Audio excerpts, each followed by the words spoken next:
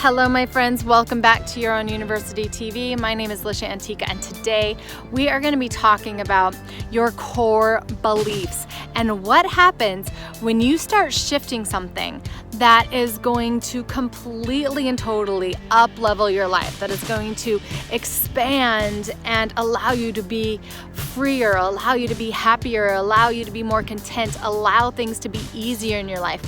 What our ego does might shock you, and how it works might really shock you. And the closer you are to that core, what happens is really, really, really important to understand, so you don't re-injure yourself, you don't recommit, you don't buy into the old news again, but instead you step into freedom.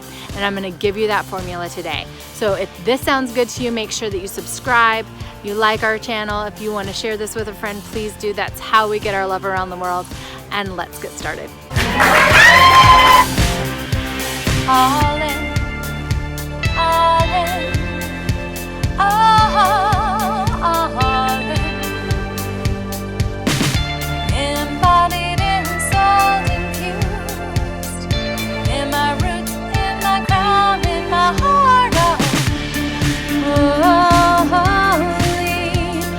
Why don't you just join me all in? Join us at Your Own University, where you continue to discover the ultimate you. Like, subscribe, and turn on those notifications. You're not going to want to miss a bit of this. Core you, the core of you.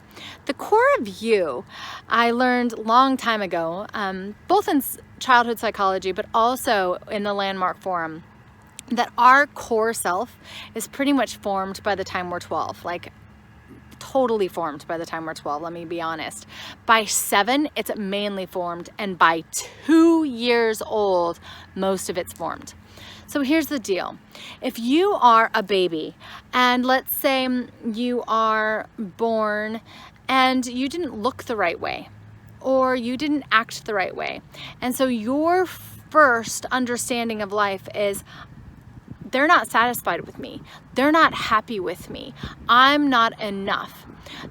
And however that showed up in your life, your core belief, most likely, and the fundamental of a lot of sadness, a lot of pain, is I'm not enough. Most of my clients, if not all of them, suffer a little bit from this belief, I'm not enough.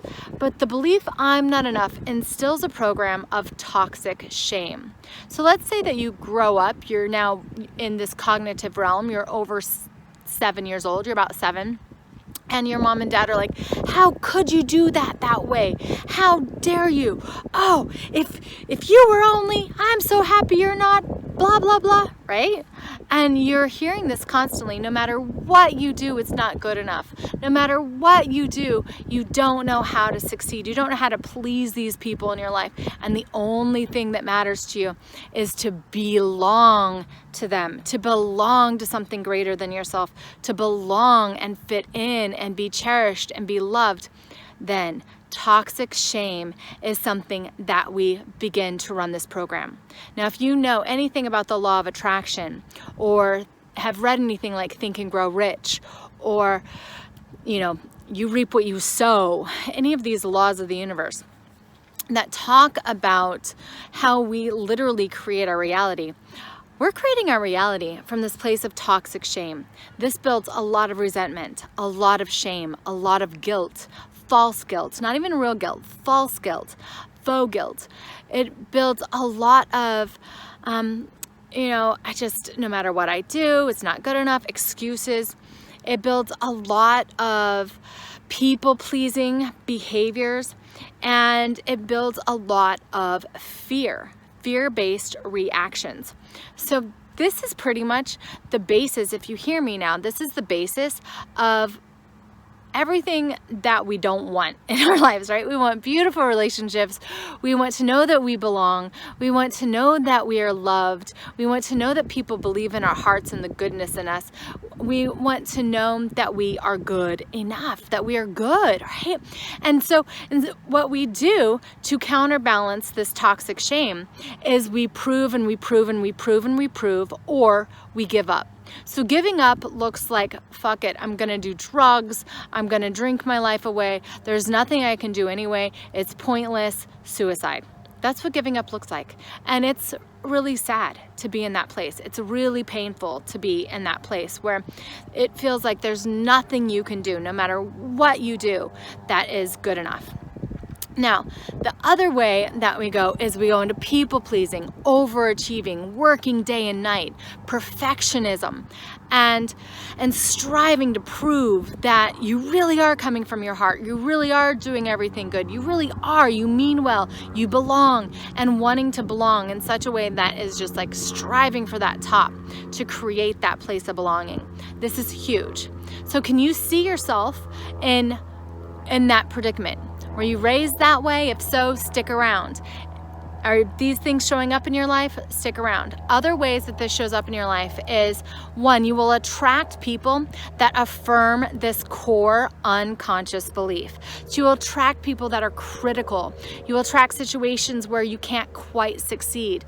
You will attract ways that will really affirm that you are going to fail, that you are going to disappoint, that you are going to be disappointed, that you are not going to be able to please them, that no matter what you do isn't good enough. So you're going to attract these situations into your life over and over and over again in order just to affirm to this unhealthy part of you that it's right. Well, once you get all of this and you realize this and you can look at this part of yourself and you can look at, I'm bad, I'm evil, I'm not enough, nothing I do is good enough. I'm not pretty enough, tall enough, short enough, fat enough, long enough, thick enough, better enough, loved enough, whatever, all of that stuff. Once you can look at that and just accept, wow, I've really had this belief around it. I've had this pain around it. I've had this relationship with shame. I've had this relationship with not being satisfied. I've had this relationship with being undeserving. I've had this relationship with how many different ways we can explain this. It comes out so many different ways. Basically, not enough, disappointed, right? So you look at that relationship and you're like, wow, I've really been creating that, right? Don't have to own the circumstances, guys. You gotta own, oh, I've been in agreement on some level, probably before you were 2 years old, that part of me, all of me, isn't good enough just for being me. Once you hit that, something crappy happens. And this is what a lot of coaches don't talk about. And if you want to go deeper into this, I go really deep into it and give you some great tips and bits and walk you all the way through the process of creating your most turned on amazing life at your own university. It's our free gift. It's a 30-day challenge. Jump on over there and grab it right now. It's my gift to you. But we talk about resistance. This is how resistance shows up though when you're going to transform a core belief like this one. And there's multiple core beliefs, but I wanted to cover this one today because it's come up in conversation and come up in my own life on a different level, and I think it's important to go over. But so when you're tackling a core belief or a core event that happened in your life that once you shift, once you grow through, once you reparent, is going to change the dynamic of who you are, normally it happens again. And if you're really good, it's going to happen almost immediately. So let me give you an example. So a couple days ago, well, I'll give you two examples. So in 2016, I was really on a great kick. Everything was going really well. I was still like struggling with this shame thing, but I was there. And I did a healing event in the afternoon, and I reparented a part where I was kidnapped. So when I was 11, I spent 10 days in a basement. And so I was in this basement and I reparented and I came out of the basement, right? Beautiful. within 24 hours, I was locked in a hotel room, drugged and raped. Okay, that's how core that belief was. Does it mean that I shouldn't have healed that event?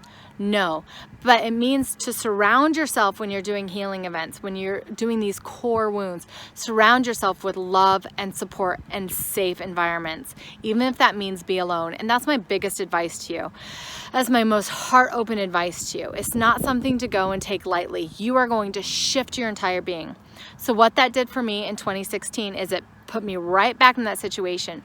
This time, I did go to the cops. This time, I did make a movie about the experience, which you can find out how I walked out that experience at the Divinely You Foundation. We have a rape kit over there.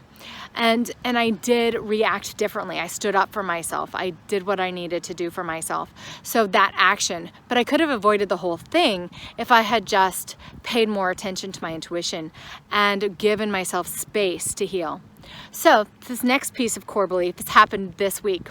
So I was having the shame stuff come up. It was getting clear on a different level, right? I'm like, yes, okay, I can see this in my life. I can see where things are happening. I can see how things are shifting. And it was coming at me in every direction. My clients were going through it. We were looking at it. I was studying it for part of a paper I'm writing for my PhD. Like all this stuff, it was coming up. Toxic shame, toxic shame. I'm like, beautiful. Okay, I'm looking at it. I'm accepting it. I'm loving it myself, right? Boom, immediately somebody I totally love and care for, respect, my coach, comes at me and tries to shame me. Tries to totally shame me.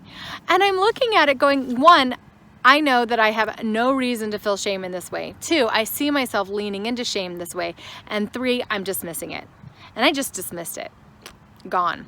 Looked at it, looked at the situation, double checked myself, understand there's nothing I need to feel ashamed about.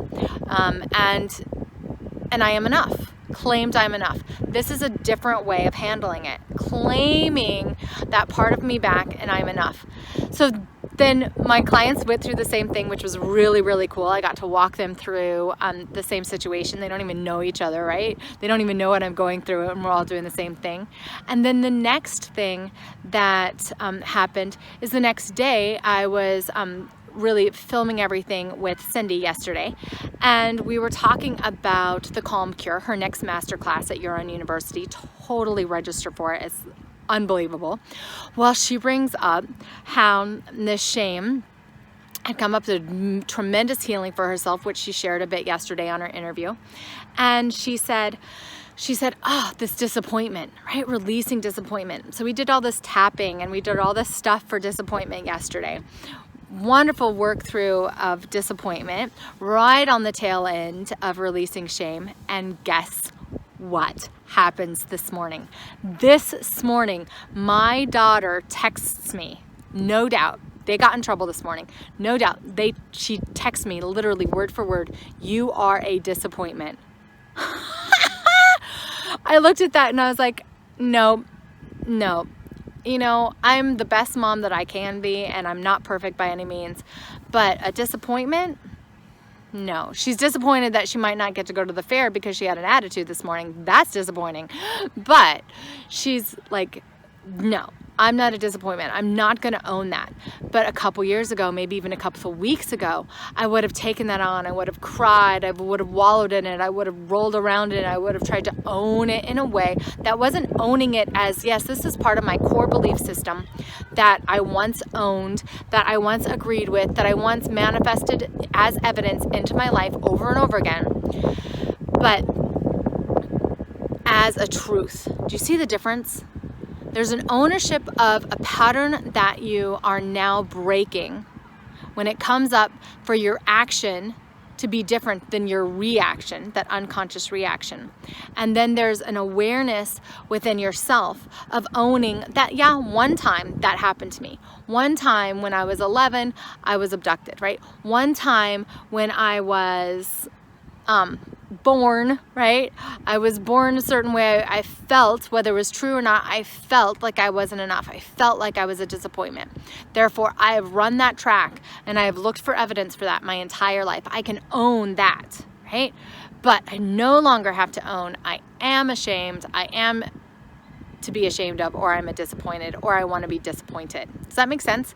So this is the process and some of the processes that I walk my private clients through. This is also processes that we teach at Your Own University in our holistic coaching certification program for you to walk your clients through and learn how to utilize yourself. So you don't have to roll around it anymore. You don't have to own it in a way that is disgraceful, and you do not have to deny it. And when those big accusations, opportunities to roll around in it come up again, you know that you are shifting your reality, you are shifting your ego, you are shifting your core makeup so you can live the life that you deserve and are meant to live, because you matter. All right, thank you for joining us. Give me a thumbs up. Tell me what you thought about this video. Tell me if you can relate to any of this. Tell me your best aha. I want to hear it from you.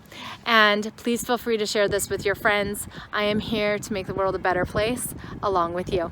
Bye.